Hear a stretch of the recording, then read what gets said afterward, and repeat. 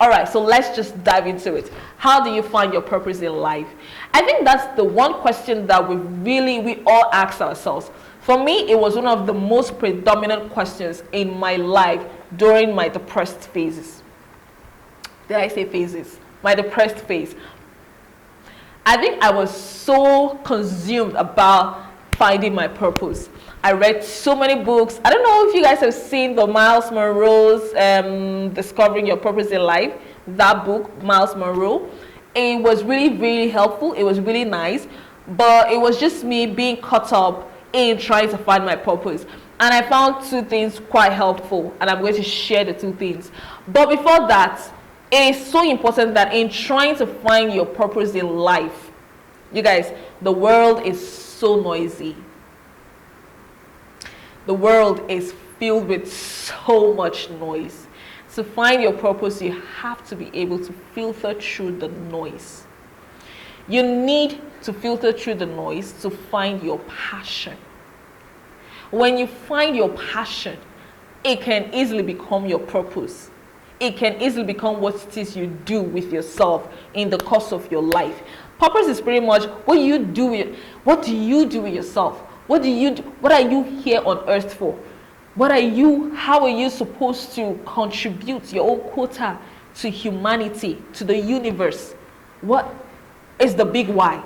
I'm sure everybody asks that question one time, twice, or maybe like back to back. Sometimes you feel like you found your purpose and then you find out, you know what, you probably don't get the thrill or the excitement, or you feel like, you know what, this might be the wrong purpose for me, and you're back to rediscovering. So I'm going to share two tips today that is super powerful and can be very helpful anytime you find yourself at that place where you're wondering, what am I on earth for? What am I in the universe for? So let's just get into it. Like we said earlier, or like we established earlier, to find your purpose in life, you need to find your passion. Filter through the noise around you. Find your passion. Invest in it. Go all in on your passion. And it's possible to have more than one passion. The first thing you want to do is change where you get your dopamine from. Dopamine is the chemical that is released by our brain. That chemical is responsible for motivating us. It is that chemical that drives us to doing things. It is that chemical that motivates us. There are two basic ways really that we find that we get our dopamine pump. There are two basic ways that we get dopamine pump. It's either you're consuming or you're creating. So you can get dopamine from consumption or from creation. Dopamine derived from consumption can easily become an addiction. Trust me. So let's talk a bit about the types or examples of some of these consumptions that can literally or easily become addictions. So we say dopamine derived from consumption. It could be what? Maybe you easily get like inspired or stuff from watching TV a lot, maybe from smoking weed or cigarette or whatever it is, or what? Maybe surfing the internet all the time, which is not bad really because you want to be knowledgeable, right? But if you actually spend more time consuming, the dopamine pump you will get can easily be transformed into an addiction. You want to limit your consumption rate. And then the second kind or second place where you can get your dopamine pump from is creation, like we mentioned earlier, right? So it's either you get from consumption or creation. Creation is dopamine that you derive from creating, just like the word implies. Creating. Did I say creating? I don't know. My tongue. You people have mercy. I'm Nigerian, please. Let me say like a Nigerian. Creating. You want to create something. Do you understand? That's how we say it in Nigeria. I know we sound like we fight all the time. I mean, we're not fighting. No. It's just how it is. Nancy, don't generalize. Oh. It's me. It's not Nigerians, please. It's me. All right, let's get back to it. So, creating, okay? All right, so you want to get into creating things, and that is really how you want to find, or how you'll find your passion.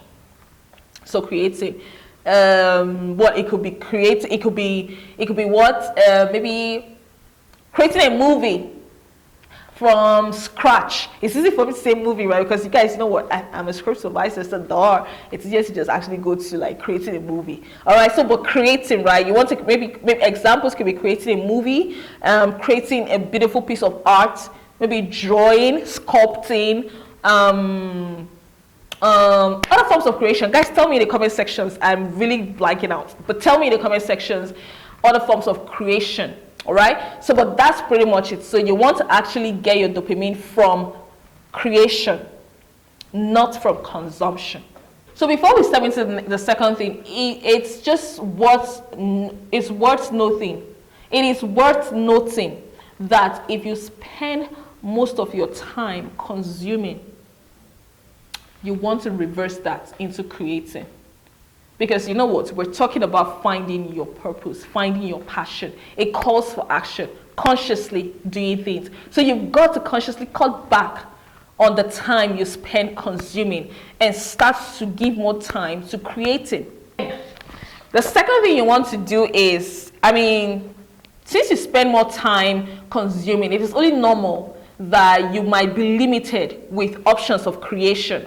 So what you want to do about that is expose yourself to various forms of creation. How can you do that? I think one of the easiest ways to do that is to just quickly Google hobbies, right? Or you can just think about a list of hobbies running wild, running through your mind. Guys, tell me in the comment section some of the hobbies that you know or you've thought about or that has come to your mind right now. Just tell me. For me, I think it's painting, because I've been so interested in painting. I wonder why I haven't done nothing about it. I don't know. All right, but for me, it's painting, right? So imagine the dopamine that will come, the rush. Oh my God, I can't wait for when I start painting, yo. I'm going to paint myself, this bald girl. I'm not all that bald anymore, but I'm going to paint myself on my fine teeth. Trust me, I will.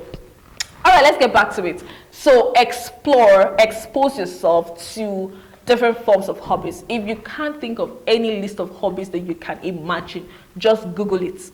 Create a list, either in a journal. I'm a fan of journaling, so you guys are definitely on a journal. So create your list on a journal, a notepad, then give priority. You can just begin one at a time until you find the one that you're most passionate about. Find the one that you're passionate about. Once you find the one you're passionate, you might probably go through 10 or 15 before you find your passion. It's okay. It doesn't mean that you're definitely not going to find your passion. You will, but it's a process. Stick with it. Stay with it. It will work.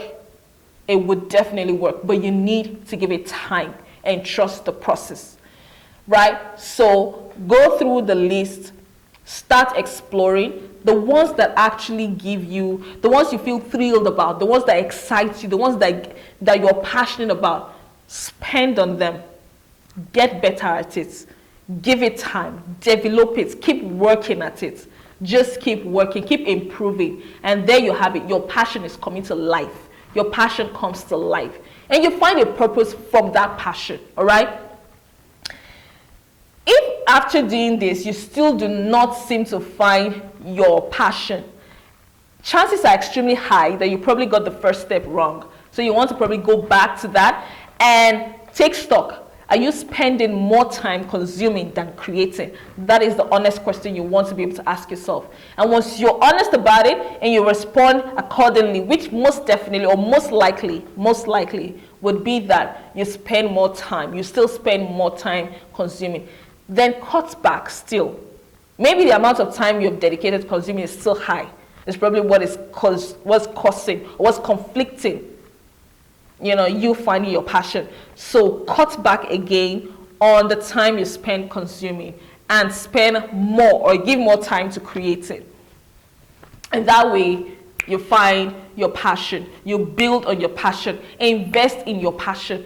That's all you owe yourself. You owe yourself the best version. The universe is yours to be dominated. The universe is yours to take charge of. The universe is yours to thrive in. Why hold yourself back? You need to find that purpose. You need to find that passion, because you absolutely have to thrive. You owe the world so much. The world has to see, has to taste, has to feel your goodness, has to feel the power of your passion. All right? The world needs your imprint. So let's get to it. Find the passion, find the purpose, strive, dominate, take over. Take over is what it's about. Taking over. Maybe not taking over the entire world, but you know what? Taking over, conquering, shutting all the voices in your head that tell you you cannot. Shutting all the naysayers up. Because you ain't doing it for them, you're doing it for yourself, really. But really shutting all the naysayers, okay? Taking out every stumbling block and just going straight to your purpose, just straight to your goal, and just conquering. That's what it's about. You guys, I hope that you find this video valuable or helpful. If you do, please click the sub button. Is it? How did they say it? Click the subscribe button. Give it a thumbs up. And then turn on notifications so that you are informed whenever I drop a new video. Alright guys, my affirmations, what are they again? I love to affirm. It works magic for my mind. Do you guys affirm? What are your affirmations if you do? My name is Nancy. I am enough. I am beautiful, I am bold, I am courageous, I am worthy. Everything is working together for my good. And everything is possible unto me. I am taking over. I have taken over. I'm terrible at that, I know. See you guys next time. Bye.